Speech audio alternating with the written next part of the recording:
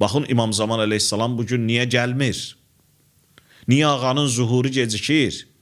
Çünki ağa gəlib göstəriş verəcək, hökm verəcək. Bilir ki, hökmü eşidənlər, yəni biz insanlar, hökmlər bəzən bizim zövqümüzə, istəyimizə toxunacaq. Toxunacaq. Bəzən olacaq hökm bizi yandıracaq. Bəzən olacaq ki, hökmü biz xoşlamayacağıq. Bəzən olacaq hökm bizə acı gələcək. Ona görə İmam Zaman əleyhissalamın zuhuru təxirə düşür. Çünki o hökm verəndir, əmri icra eləyəndir, qadağanı qoyandır.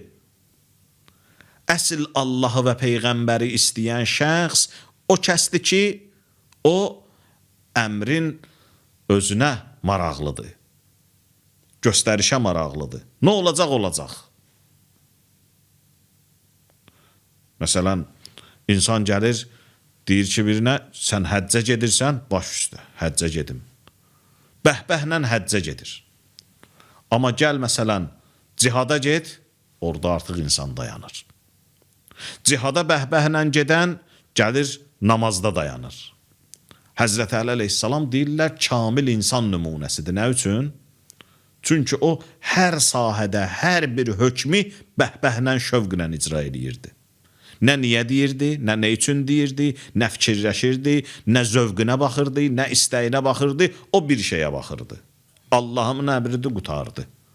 Ona görə o, ibadət sahəsində də, ictimai münasibətlər sahəsində də, cihad sahəsində də, elm sahəsində də, hər bir sahədə Həzrət Əli əleyhissalam nümunəvi bir şəxsiyyətdir. Adam var ki, bir sahədə, belə deyək, özün doğruldur. Bir sahədə sözə baxır. Məsələn, övladın, hər bir valideynin övladı sözə baxan övlad. O sözə baxan, məsələn, birini tərifləyərlər, bəzən tərifləyəndə deyərlər ki, bu sözə baxan uşaqdır. Biz də sözə baxanı çox istəyərik. Həqiqətən də o sözə baxmaq var, ha? Sözə qulaq asmaq, söz eşitmək. O çox mühüm dəyərdir. Əfsuslar olsun ki, bugün bir çoxlarında və cəmiyyətdə bu dəyər itib. Hətta bəzən bəzi insanlar, müəyyən yaş həddinə çatan insanlar, bu dəyərin itməsindən də şikayətlənirlər. Deyirlər ki, indi uşağı qulluğa göndərmək olmur. Bir uşağa bir söz demək olmur. Bir uşağa bir qadağanı qoymaq olmur. O dəqiqə reaksiya gəlir. O dəqiqə sərt münasibət görür insan. Qabaqlar deyirdilər, belə deyildi. Qabaqlar bir uşağı səsləyən kimi gəlirdi. Qulluğa buyuran kimi gedirdi. Heç baxmırdı ki, məni qulluğa buyuran kimdir? Hətta məsələn, evdə uşağı danlayardılar ki, niyə qonşu filan kəs səni qulluğa göndərdi, getmədin? Niyə üst çevirdin, getdin? Allah insanı yaradanda insanın daxilində bir ehtiyac qoyub, sözə qulaq asmaq ehtiyacı. Nəinki söz demək ehtiyacı. Biz bəzən söz deməyə öyrəşirik, söz eşitməyə yox. Əmr verməyə öyrəşirik, əmri qəbul etməyə yox. Çox istəyirik, hökm verək. Amma görək, çox istəyirik ki, ya, hökmü qəbul edək. Hədislərdə var, buyurur ki, müminin bir neçə şeyə ehtiyacı var. Əl-mu'minu yəhtacu ilə thələthə xisalin. Zahirən İmam Cavad əleyhissalamdandır ki, buyurur, müminin 3 şeyə ehtiyacı var. Tevfiqin minallah. Allahdan tevfiqə. Vaizin min nəfsi.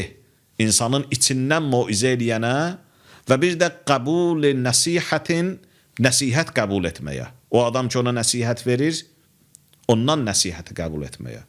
Hər bir müminin buna ehtiyacı var. Görək biz o ehtiyaclarımızı nə qədər təmin edə bilmişik.